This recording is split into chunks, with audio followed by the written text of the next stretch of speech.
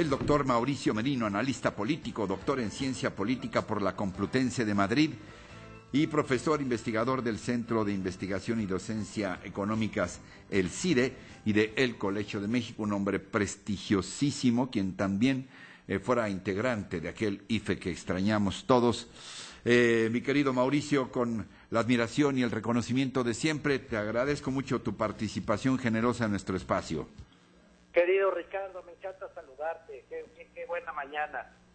Muchas gracias. Doctor, ¿cómo amanece la política mexicana y cómo amanecen los partidos después de los tragos amargos y dulces y exultantes y dramáticos del 5 de junio?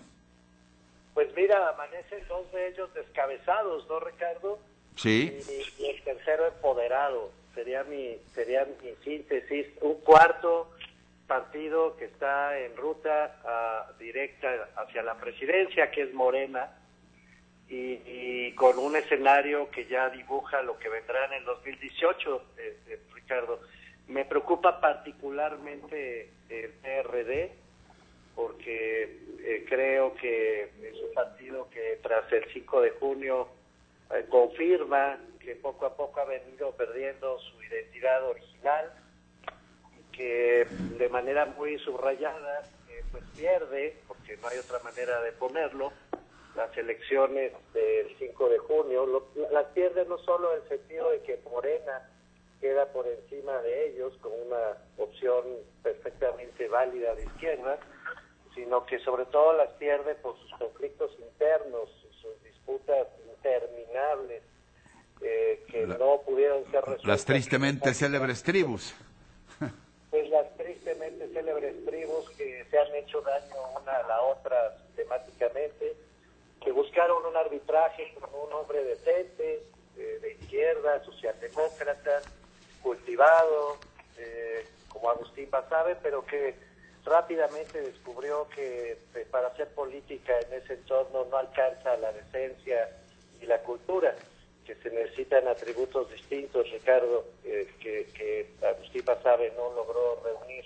Y creo que bueno que no los haya logrado reunir, tomando en cuenta el tipo de atributos que parecen exigirse en esas circunstancias. Y en cuanto a Manlio Fabio Beltrones, pues es obvio que hay una disputa de opinión con el presidente de la República. La única explicación que se puede dar en el PRI es siempre vertical, Ricardo. El PRI es un partido, como sabes, que responde a una tradición autoritaria, sí, donde la cabeza manda y donde la instrucción es la clave del funcionamiento interno. Es un partido muy disciplinado, hay que recordar que sigue siendo el partido más votado de México, independientemente de los resultados adversos que tuvo el 5 de junio, no solo obtuvo más votos que los demás, sino que conserva la mayor parte de las posiciones políticas del país. El PRI perdiendo sigue ganando, es lo que quiero decir. Y su tradición vertical pues está intacta. Entonces, la única lectura posible es un desencuentro entre el líder real y el líder formal del PRI, que hace que el líder formal simplemente haga mutis. Creo que de manera muy oportuna para dejar la cancha libre para el 2018. Eso es lo que yo leo, querido Ricardo. Sí, a propósito de Manlio Fabio, ahí en su mensaje del adiós, pues, ¿sí? Dice dice en una parte que a mí me parece muy interesante y comentar contigo, que los electores dieron un mensaje a políticas públicas equivocadas o a políticos que incurrieron en excesos, que no tuvieron conductas transparentes y que no actuaron de forma responsable. ¿Qué representa, hacia quién el mensaje y qué quiere decir que un dirigente de un partido, ya lo dijiste tú, que sigue siendo un partido importantísimo en México, sea uno o no partidario de él, este mensaje, ¿qué significa, qué representa? Yo creo, Ricardo, que significa que en algún punto el presidente de la República, como tantas otras veces, perdió oportunidades para actuar a tiempo, sobre todo en materia de corrupción y en contra de funcionarios que han encarnado esa corrupción. Me parece que en particular el mensaje veracruzano dolió mucho al PRI. Veracruz es un estado muy relevante en términos electorales, pero también lo es en términos simbólicos. No es solo un problema aritmético. Veracruz tiene un simbolismo histórico y lo sigue teniendo en muchos sentidos. Hay estados, la verdad, que políticamente tienen, ni modo, simbólica y realmente mayor peso que otros. Veracruz es uno de ellos. Sí, claro. Y todos los episodios que se fueron viviendo, porque hay que frasearlo en gerundio, que se fueron viviendo con el ingeniero Duarte al frente del gobierno de Veracruz, pues minaron la posibilidad de no solamente ganar esa entidad, que además se pierde con un expriista, que eso debe haber dolido muchísimo. Sí. Miguel Ángel Yunes pues tiene una trayectoria, como sabemos, totalmente priista, se vuelve panista muy recientemente, pero con prácticas que hereda de su propia tradición política. No es que haya gran diferencia, para ser sincero, y además es evidente cuando uno revisa la biografía del gobernador siguiente de Veracruz.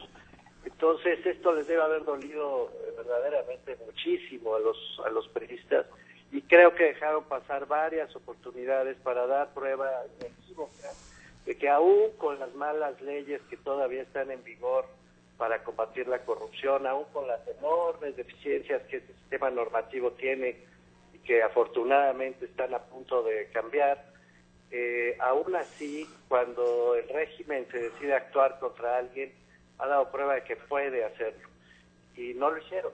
Entonces, me parece que claramente Manlio Fabio Beltrones se está doliendo, probablemente entre otras razones, de esa, Ricardo. Eso es lo que yo alcanzo a ver entre líneas. ¿Tú crees que sería ingenuo pensar que los partidos todavía tienen la oportunidad de aprender la lección del 5 de junio? Es decir, este voto de castigo a los gobiernos corruptos, este voto que no acude borreguísticamente a las urnas nada más porque les ponen a tal o cual candidato. No, Ricardo, lamentablemente en este sentido soy bastante pesimista.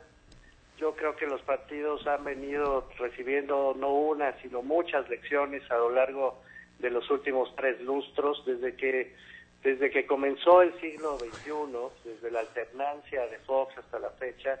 Ha habido muchas lecciones de la sociedad civil, de la gente común y corriente en las urnas, de los medios democráticos como el tuyo, de los espacios de opinión académica, y los partidos son más bien renuentes a escuchar esas manifestaciones.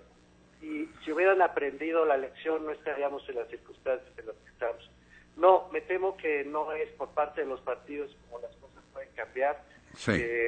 Y al mismo tiempo celebro que la única forma en que puedan realmente modificarse estas circunstancias sea justamente con la coalición de la que acabo de hablar: sociedad civil, académicos, empresarios decentes, que los hay, medios de comunicación democráticos, que los hay, espacios de libertad. Esta es la manera de hacerlo. No va a ser a través de los partidos tradicionales, Ricardo. Los partidos ya se reagruparon para el 2018, me temo que van a reproducir las prácticas habituales, y cuando hablo de los partidos incluyo a Morena, para no equivocarnos.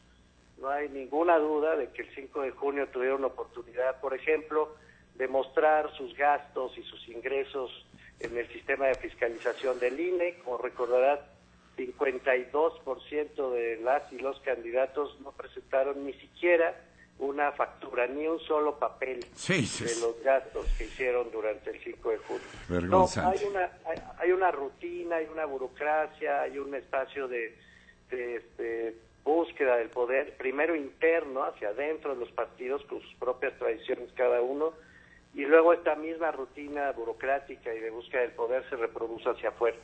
Entonces, ahí sí no soy optimista, pero insisto, lo soy en tanto que veo, sin embargo, una sociedad mucho más consciente y muchos más espacios para ir acotando los excesos de los partidos políticos, querido Ricardo. ¿Algo más que quieras puntualizar que no te haya preguntado, doctor?